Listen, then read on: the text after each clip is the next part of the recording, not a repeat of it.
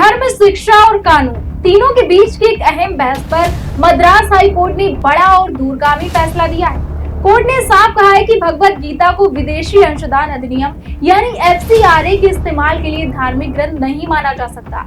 इस फैसले का सीधा असर उन ट्रस्टों और संस्थाओं पर पड़ेगा जो गीता, वेदांत और योग की शिक्षा से जुड़े कार्यों में लगे हैं। नमस्कार, आप देख रहे हैं नेशन नाउ समाचार और मैं आपके साथ शुभी शुक्ला।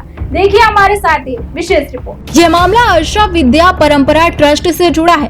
ट्रस्ट की स्थापना वर्ष 2017 में हुई थी और इसका उद्देश्य वेदांत, संस्कृत और योग की शिक्षा देना, साथ ही प्राचीन भारतीय पांडुलिपियों का संरक्षण करना है।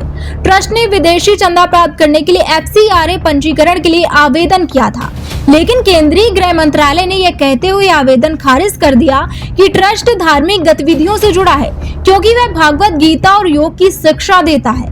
इस फैसले को ट्रस्ट ने अदालत में चुनौती दी है। मामले की सुनवाई करते हुए मद्रास हाई कोर्ट के न्यायमूर्ति GR स्वामीनाथन ने गृह मंत्रालय के निर्णय पर कड़ी टिप्पणी की है।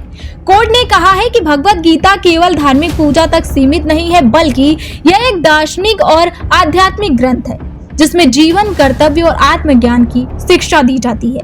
इसी तरह योग भी किसी एक धर्म की गतिविधि नहीं है, बल्कि एक वैश्विक जीवन पद्धति है। हाई कोर्ट ने यह भी स्पष्ट किया है कि केवल गीता, वेदांत या योग की शिक्षा देने के आधार पर किसी ट्रस्ट को धार्मिक घोषित नहीं किया जा सकता है। कोर्ट ने माना है कि गृह मंत्रालय का फैसला न सिर्फ अपर्याप्त तर्कों पर आधारित था, बल्कि उसमें प्रक्रियात्मक खामियां भी थी। अदालत ने गृह मंत्रालय के आदेश को रद्द करते हुए निर्देश दिया है कि अर्षा विद्या परंपरा ट्रस्ट के FCRA आवेदन पर दोबारा निष्पक्ष और कानून के अनुरूप विचार किया जाए। यह फैसला उन सभी शैक्षणिक और सांस्कृतिक संस्थाओं के लिए राहत भरा है जो भारतीय दर्शन, योग और संस्कृत को शिक्षा और शोध के रूप में आगे बढ़ा रही हैं। मद्रास हाई कोर्ट का यह फैसला सिर्फ एक ट्रस्ट तक सीमित नहीं है, बल्कि यह तय करता है कि भारतीय दर्शन और योग को धर्म के चश्मे से नहीं, बल्कि शिक्षा और सांस्कृतिक विरासत के रूप में देखा जाना चाहिए। बने रहिए हमारे साथ और देखते रहिए नेशन नाउ समाचार।